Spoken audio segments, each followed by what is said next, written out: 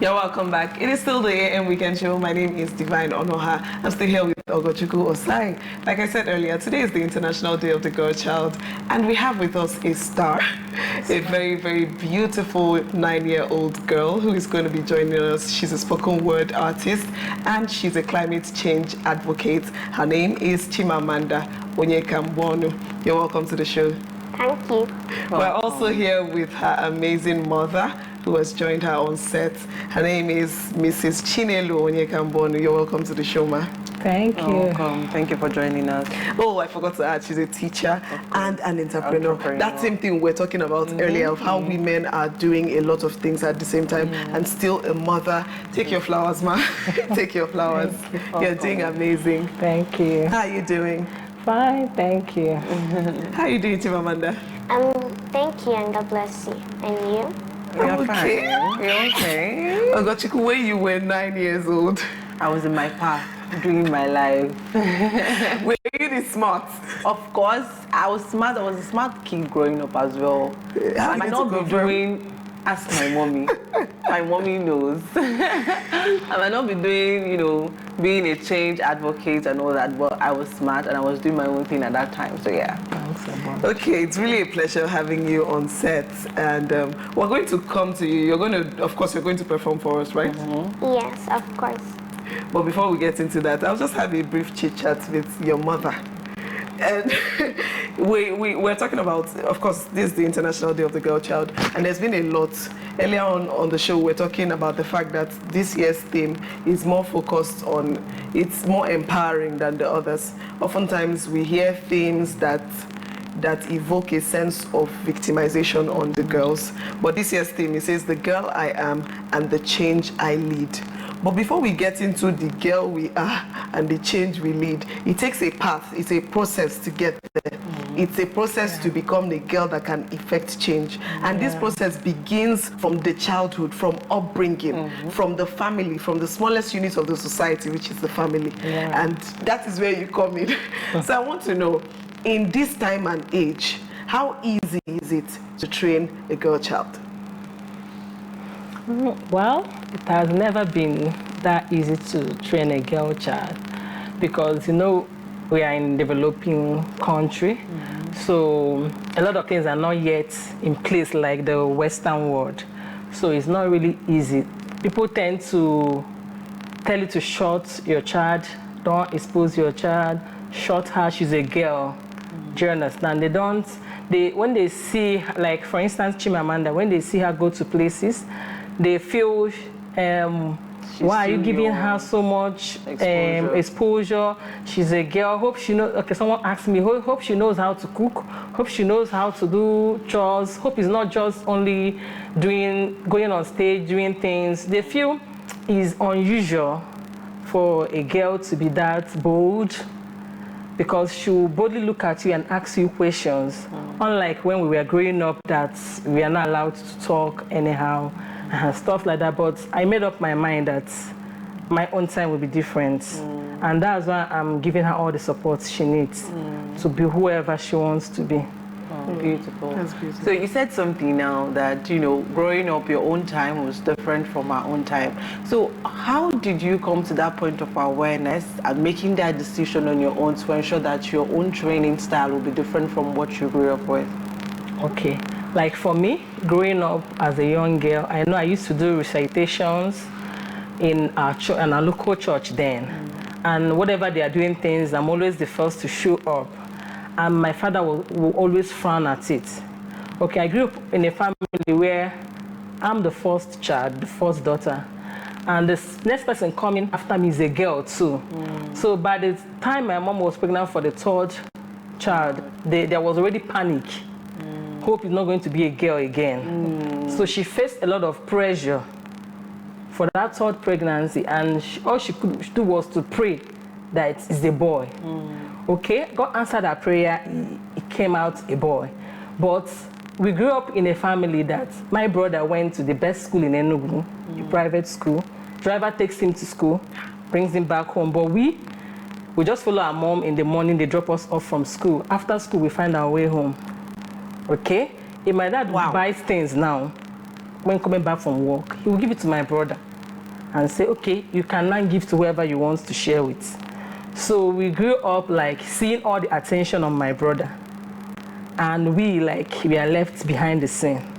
So whenever I come out to present things, my dad will always frown at it. Even when I told him the course I wanted to study was like, you should be thinking of the course that you can do and get married and raise your children. You should not be thinking of all these things you are thinking of. You are going way too high. You are too ambitious. My father will always say, you are too ambitious. Sit down, you girl. You are too ambitious. They keep using that word on me. You are too ambitious. You are just a girl. You don't have to be too ambitious. Just focus on getting married and raising your own kids. So it was like bottling me up each time I tried to. I've gone for competition that I was supposed to go outside the country for a competition. I won the one within the region. So I was supposed to go represent Nigeria outside the country. My father said no. He didn't want that exposure for his girl, for his daughter. He felt the exposure was too much. Even my university days, the admission I got, he didn't want me to go outside Enugu because he wanted where I can be within his reach. So he had that fear. He had that fear. He didn't want to expose his daughters so much. So he's always afraid. He wants you to be calm, to be shut up. You don't talk, just keep calm, sit down, only do house chores, focus on family. So, but I knew that it cut short a lot of my abilities that you don't know that I have. Do you understand? And that was why growing up I said I wouldn't allow that to happen to my own child. Every person should have the space to express themselves. Being a girl child doesn't mean that is a problem. Like when they will say, oh, she put to bed, what did she have? They'll not say, a girl, oh, yeah. They'll not say, a boy, wow, congrats. So it starts from day one. It starts from day one. It starts from day one. When I was having my third baby, the woman that entered the theater before me died giving birth because she had 4 girls. That was the 5th pregnancy, and a girl too. So she had BP after delivery. Because who knows the pressures she was under from home. Maybe she does not even understand how she's going to go back home with the baby girl again, the 5th baby. She died. I felt so bad. And the doctors complained that she was not spacing out the child because she wants to just have a baby boy. Oh my God. She just wants to have a baby boy. So you see that it starts from day one. When you come out in the morning and they will hear your brother, and they'll tell you, go and sweep the house, go and do this. And you do the house chores, your brother just plays football, watch the TV, just living his cool life, enjoying, and every pressure is on you. You're the only one everybody corrects. Nobody corrects your brother. You know how it feels. He kills your esteem, your self-esteem. It makes you feel, oh, he's this one that is special. You are not special. So how much is very bad? Every child is special. Honestly, I am I'm so overwhelmed right now because whenever we talk about these things, like we said earlier, the media is now getting to a point where we're presenting it like we talk about ladies a lot. You know, I mean, I think we have a social media trend on it. When Maraji came out and she was talking about how a man came and was saying that why don't they look at them when their wives give birth, and he had a lot to say. I mean, if you stay long enough to the end of the show, you will talk about it. So there's the notion that there's been too many talks about empowering women, too many talks about women. Why is it too much? And what you're saying now, it's almost like we've not even scratched this thing, because I know that these issues existed. I know that there was such a time, but I thought it was long ago. I'm looking at you. You're not old. You're not old. The funny thing, do you know the shocking thing? It is still happening. Do you know the shocking thing? That baby she gave birth to, that baby girl, stayed in that hospital for like 3-4 days before anybody came for that baby. It was my clothes I shared with the baby. It was my mom that was boiling the hot water to bathe the baby. I was the one that donated milk for that baby. So the mom, nobody came with the mom. After the mom passed out, nobody came for the baby. 3 days. It was the nurses that were taking care of that baby. And I was like, No, but because she's a girl. But nobody came with the mom during her time for labor. Nobody Well, she gave birth to a girl now. Everybody left. Everywhere was silent. There was no excitement. There was no excitement. I guess. It's possible that they know that this man is not going to accept. Well, I don't really know. And she said she didn't do a scan because she didn't want to know the hair. She just wants to have the baby and now see the sex of the baby. But like everybody I was like, are you for real? Just because she's a girl. I mean, that's why I asked, offense. how did she get the point of the awareness? Because there are some people that carry the same baggage, like this person. Into their marriage. So for her to work on herself and understand that, become aware and, make the difference to ensure that she does not go on like that, it's something different. It's mind-blowing, and I must commend you for that, because a lot of times parents tend to replicate their lives in their children. You went through a lot with what you're saying. I mean, I can't even imagine myself in your shoes. You went through a lot, having been neglected and having your brother being shown all the love and all the, treated like a prince, basically. And then you were sidelined, you were the second fiddle. Many parents end up getting into marriage, giving birth to children for two different reasons. It's either they believe that is the way things should be, so they'll inculcate the same thing in their child, or the second reason, which we're going to talk about, is from a sense of jealousy. I hate to put it this way, but it exists. It's more like, if I cannot do it, you cannot do it. It's funny, there are parents who want their children to finish up the goal that they did not finish. And then there are other parents who have sworn with their lives that if I lived to this point, that's the way you're going to live. Which brings us to the next question I'm going to ask you. There seem to be people, a lot of times, allege that there's some sort of rivalry between the mother and the daughter in a family. You see it from childhood. The newborn baby is your husband's side chick. People say that jokingly a lot, but I personally find it an offensive thing to say about a child. I don't know what motivates people to say it, but a lot of times we see where the mothers are closer to the sons, the fathers are closer to the daughters. What leads to it, and is that a good thing? Okay, in this part of the world, when some fathers, when they have a daughter, they are seeing traditional marriage. They are seeing traditional marriage. Okay? They are seeing traditional marriage. They are seeing wine. They are seeing dowry. Okay? So when they start seeing it, they feel, oh, my daughter is so beautiful. Oh, some of them make comments like, the person that will marry my daughter must pay. Stuff like that. Please hold that line of thought. Let's just take a very short break. We'll be right back. Don't go anywhere. You're welcome back. We're sorry for that rather abrupt break, but we're back. And we're still here with Chimamanda Onyeka-Mbonu, our star of the day, who is going to be doing a little spoken word for us right after the conversation with her mother, Mrs. Chinelo Onyeka-Mbonu. Sorry, you can go on with your line of thoughts.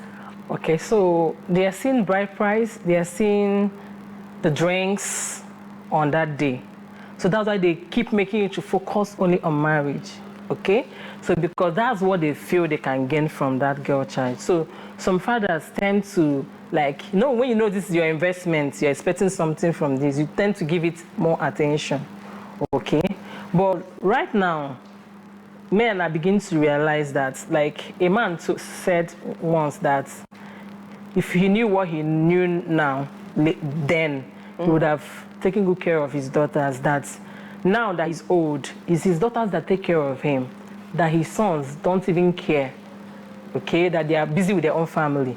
And he's trying to, like, if he can rewind the hands of time, he will just give more attention to the girls, okay? So men are beginning to realize now that at the end of the day, you still gain, okay?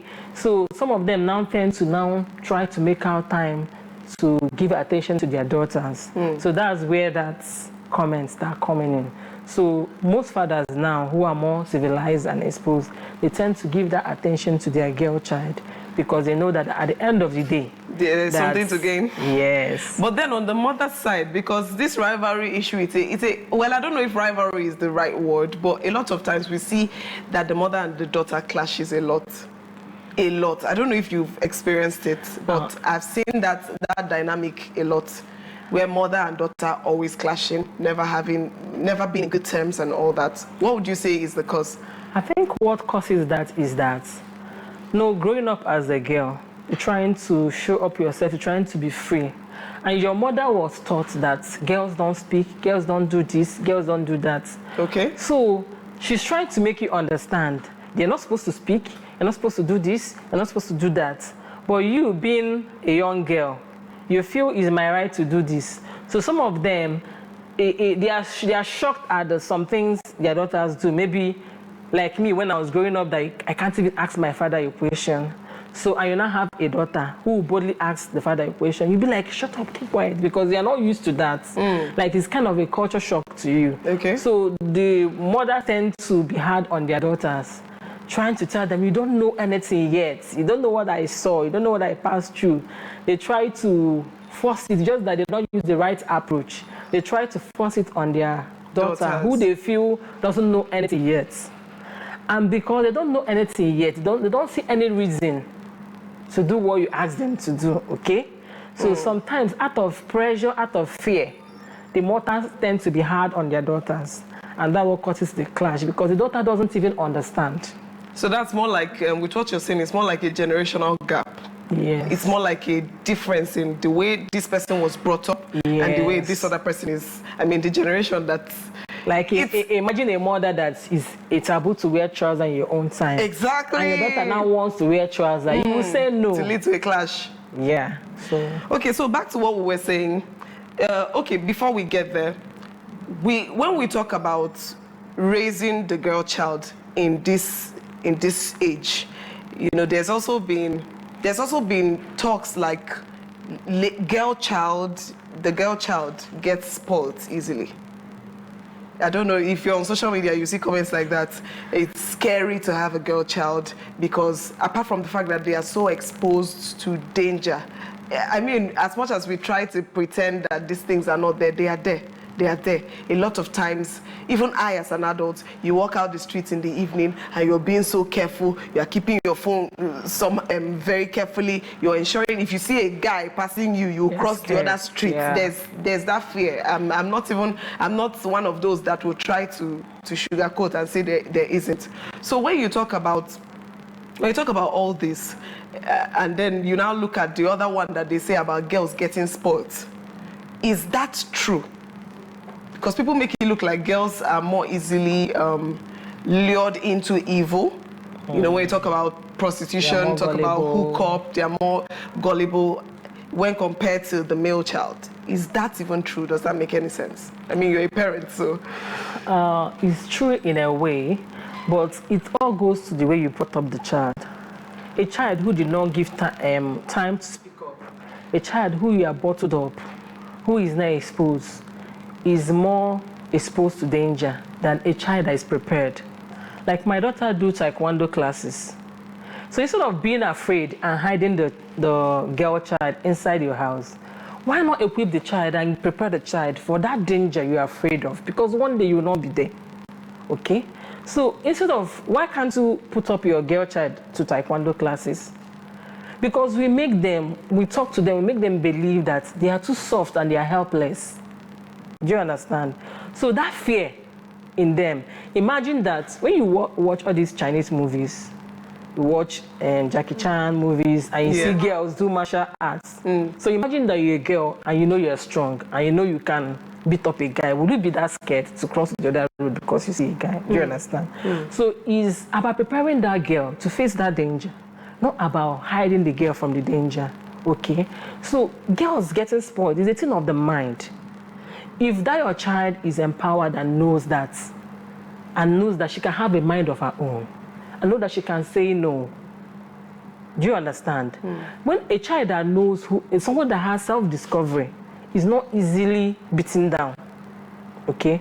But when a child is not allowed to have that self-discovery, so they only do what you ask them to do, just like a robot, they depend so much on you, they won't be able to make decisions. And when they don't have enough information too, it makes decision making very hard for the child. But a child that you have prepared, you have shown the path, that you have exposed a lot of information that will help the child to stand anywhere. You see kids who travel abroad for university from 16, 17 years, and you see some of them who are well prepared. They stand the test of time. Okay? But even boys, if you don't prepare your child, they will still get spoiled. They will still get deceived. Okay? So it has to do with preparation of the mind, of the body, of the soul. Just total preparation of the child. Okay? And not hiding the child. Right now, everyone can be harmed, both boy and girl. So it's not even a thing of only the girl child. So what you do is you prepare your child for whatever your child sees. So your child should not only know how to cook, should know other things too. Your child should be able to engage in the marketplace. Your child should be able to defend herself too. Okay? Your child should be able to defend herself too. So there are the things we need to do this generation. So we don't need to tell our girls, you are soft, you are not strong, you are the only one that is exposed to harm. So they are even scared before the harm comes. Yeah. And one thing your enemy uses against you is when you are afraid. You will not even fight when you are afraid. You already see yourself as a victim. You won't even be able to fight, even give a little fight. So it's a thing of preparing the child, the girl child, not just locking the girl child in the room because you feel that she's exposed to danger. Okay, so back to you, Chimamanda. Okay, now this might be a little bit unusual to ask, but I really want to know, how does it feel being a girl? Well, what do you like most? I feel special, but it's somehow complicated. Complicated? Wow, what is complicated at 9? I mean, you're 9 years old. What is so complicated right now? Yes, it's very complicated to be a girl child in a developing country. Because usually in developed countries like US, China, the girls have their own rights. Okay. Yes. And they're encouraged to do anything. Unlike in developing countries, some mothers, they don't allow their child to go out. They don't teach their child some things they meant to know. Okay. So that's what makes it complicated. Yes. But overall, are there things you like about being a girl in Nigeria? Well, I mostly like being a girl because I actually love the way ladies used to sing. I learned that we are soft, but our voices are very beautiful. So I mostly sing. You sing? Yes, I do. Okay. What else do you do? Well, I mostly love speaking, but some girls in developing countries, they are not allowed to speak. But I'm so happy that I'm a girl child. And I'm so happy that I have parents that understand what girl childs are going through in developing countries. So they help me to stand my ground and be confident. That's amazing. That's amazing. And I must say that I am so proud of you. And I mean, Mama, take your flowers again. Okay, I think this is the point where you're going to present your spoken word to us. Are you ready? Yes, I am. So what are you going to be speaking about? About the girl child. Okay, any particular theme, any particular focus? What's the focus? What's the focus of your spoken word about the girl child? It's mostly when the girl child is being harassed. Okay. So, take the stage. So, if not her, then who? Have you ever asked, why is it easier to give a girl away in marriage than to give her a seat in the classroom? Why is her silence praised as virtue, but her questions called rebellion? Why do we celebrate the arrivals of sons with drums but whisper the arrivals of daughters like secrets? We hope no one hears. Tell me, when did culture become a cage? When did tradition decide who gets the dream? When did we mistake change for heritage and then call it honor to clip her wings before she flies? You say that's how it's always been, but is it not how pain keeps moving from one generation to the next? But isn't it how we bury brilliance alive and then cry at the nations that never rise? The girl you refused to educate could have been the scientist who cures diseases. The girl you marry off too soon would have been the entrepreneur who feeds cities and employs thousands. The girl you silenced would have been the president who speaks justice. For every girl denied classroom, there rises a girl who will teach nations. For every girl who is married before her time, there rises a queen who will write the meaning of time. For every girl that is told you are less, there rises a generation that will roar back. We are more, we are enough, we are everything. So if not her, then who? She is fire disguised as candle. She is thunder disguised as silence. So if you dim her light, who will guide tomorrow? If you cut her voice, who will speak justice? If you waste her potential, what future will your sons inherit? One day history will ask you, where were you when the girls were being caged? What will you say? That you clapped and danced for harmful tradition? Justice over silence, truth over questions that choke? Truth over customs that choke? Who does that? What if Dr. Ngozi Okonjo-Iweala was denied education? Would the world have ever seen the first African woman to lead the World Trade Organization? What if Chimamanda Adichie, my role model, her pen was silenced? Would we have heard her voice shaking the world through half of the yellow sun? Imagine if Mrs. Adora Umoji's path was blocked. No university, no advanced programs, no advanced management programs. Would Zenith Bank ever see their first female CEO? So if not her, then who? Please listen to me. The future is not waiting. The girl child is rising. The girl child is writing. She will not beg to belong. She will create her belonging space. And when she rises, the world will rise with her. Because when the world learns that to train a girl child, it is not to lose culture, but it is to save humanity. Thank you for listening, and God bless you, and happy International Girl Child Day. Honestly, I couldn't help myself. I was just trying to be so quiet so I don't distract you. That is so beautiful, so wonderful. I am so super proud of you. I'm so proud of you. Thank you so much. Such an empowering speech. When did you learn to speak with so much depth?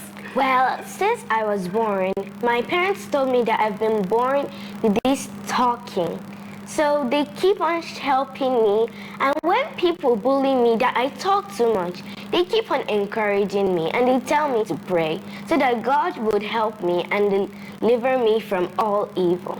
Thank you so much. Thank you. Thank you. That was so beautiful. And thanks to you, Mommy. Thank you. I was surprised at some things I heard that I knew they were not that way. They were not part of the rehearsal. Wow. Wow. I'm equally surprised at some things I heard because this is so amazing. Thank you so much. Thank you to you, Chimamanda. Thank you. And to you, Mommy. I can't even stop thanking you. But I guess we have to wrap it up at this point. It's been such an insightful, such a wholesome segment with you. Thank you so much. Thank you for having us. That was very much. little Miss Chimamanda Onyeka-Mbonu and her mother, Mrs. Chinelo Onyeka-Mbonu. Up next on the AM Weekend Show is our second conversation. We are going to be we're going to be attempting to balance religion and profession. Right after the short break. Don't go anywhere. We'll be right back.